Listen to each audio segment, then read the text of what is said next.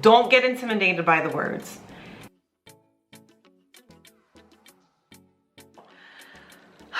I'm gonna try to be quick. So have you guys ever seen that lady on social media? And she will remain nameless from my mouth because I don't believe in tearing down people. I do have a big belief in giving people their space. And you know, if I disagree with something that they have done or they have said, I just remove myself, right? But anyway, have you all seen that lady on social media? And she was eating a particular food item. I'm not gonna say what the food item was because you guys will probably be able to decipher who she is, and I kind of want to protect her identity. But she was eating a particular food item and she took her blood sugar before eating the particular food item, and she says that she's something years old. I think she's a boomer, and she said my blood sugar before eating this meal is great.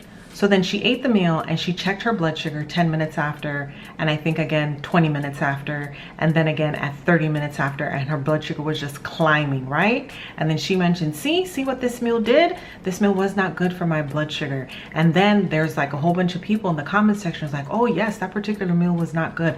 But would you believe me if I tell you that she was not checking her blood sugar correctly, and what she was actually doing is not allowing glucogenesis to take place. So when she saw her blood sugar climbing at 10 minutes, 20 minutes, and 30 minutes after eating the meal, that was a very normal response that she was trying to play off that it was the meal.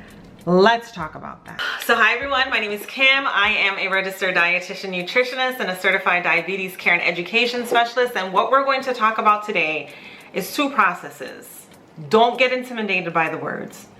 They are glucogenesis. Don't get intimidated. Y'all need to hear this. And we're going to talk about gluconeogenesis. So you may be saying, Kim, what does this have to do with me? It has everything to do with you because of this poll that I took right here. So a couple months ago, it was actually January of this year. So around 5-6 months ago, I took a poll and the majority of people responded that their blood sugar should always be around 100. I'm gonna let that sizzle in your spirit. Also read my face. Coming on social media and letting people know that your blood sugar should be at or near 100 at all times, or it should be below 120 or 110 at all times, that is inaccurate. That is not science. Don't argue with me, argue with the researchers, because I found a lot of people want to argue with me. I have no time for it. I will not answer you. Argue with the researchers. I am just a humble messenger.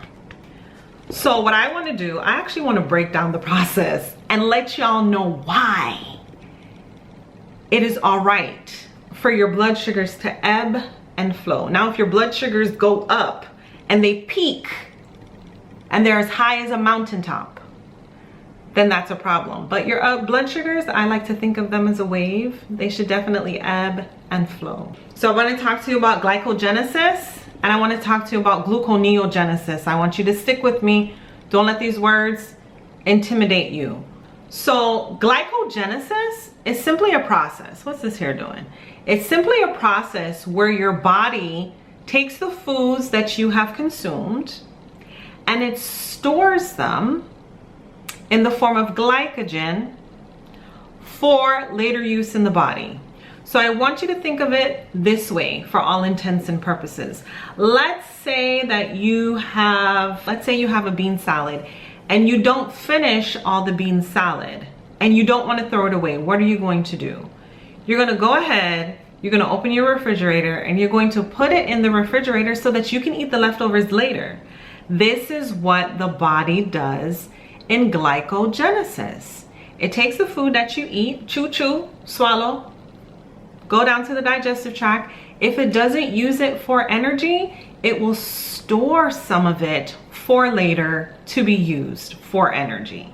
During that process, some of the extra glucose travels to the liver and it also travels to the muscle for storage. And this process of glycogenesis, guess when it occurs? It occurs after you eat. It occurs when insulin is released, because we have to remember If you don't know how insulin functions, again, please go ahead and watch this video right here. This video breaks it down in detail. It explains everything that you need to know. So insulin, one of the roles of insulin is to unlock the cell that allows glucose to enter into the cell and be utilized for energy. And all of this extra is circulating into that bloodstream. So when this person that took their blood sugar saw that their blood sugar was going up 10 minutes, 20 minutes, and 30 minutes after eating, that is completely normal. Because the process of glycogenesis is taking place and it's shuttling the sugar, glucose, I should say, where it needs to go. If it is going to be utilized for energy or if it's going to be stored in the body. So that's why the doctors will recommend to you to take your blood sugar 2 hours after the start of your meal. How long? 2 hours, not 10 minutes, not 20, 25 minutes, not 30 minutes, but 2 hours. The reason why it's 2 hours after your meal is because insulin should have done its job. Glycogenesis should have already taken place. And if you have a diagnosis of pre-diabetes or type 2 diabetes, your blood sugars should have gone back down into a specified parameter that your doctor has set for you. So that is glycogenesis in a nutshell.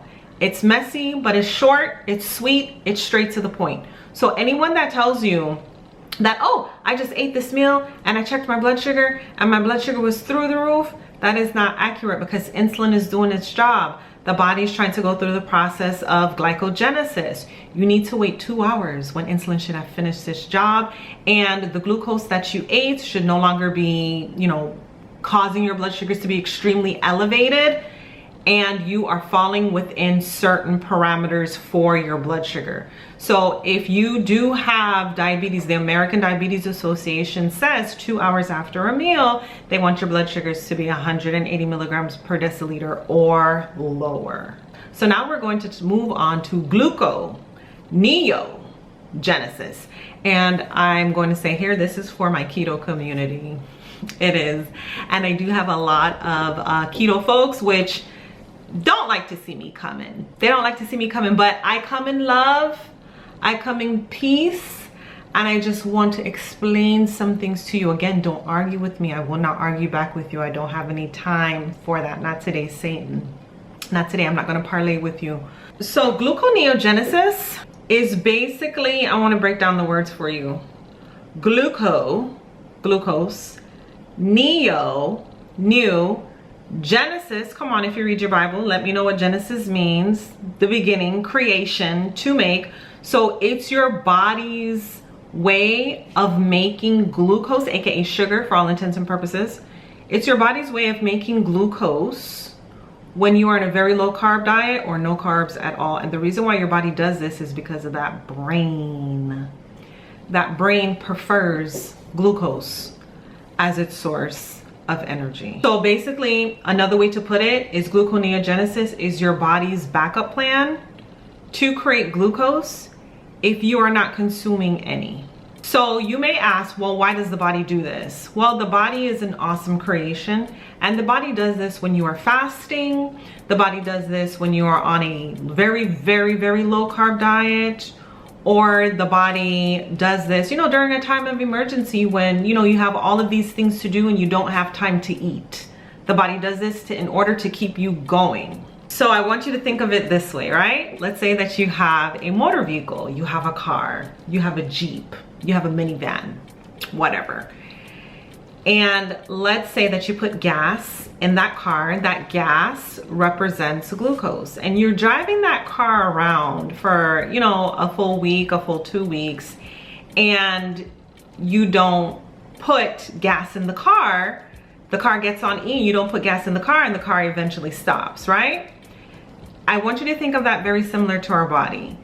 If you do not fuel the body properly with your macros, with your protein, with your carb, with your fat, your body is just not going to stop. Your body's going to have a backup plan. It's going to have an extra tank of gas that it's going to find somewhere, which is the process of gluconeogenesis that converts your protein and it converts your fat into glucose to be utilized by the important organs in the body so that they can function normally. So yes, individuals that are on the keto diet, they are going through gluconeogenesis. Absolutely.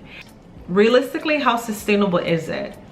What is eating a very high fat, high protein diet doing to your cholesterol levels, especially if you're not paying attention to what you eat? But guys, my camera is dying, but I just wanted to speak about the two processes to you. If you have any questions, please go ahead and leave them in the comments section below. Thank you for watching. Have a great day. Bye.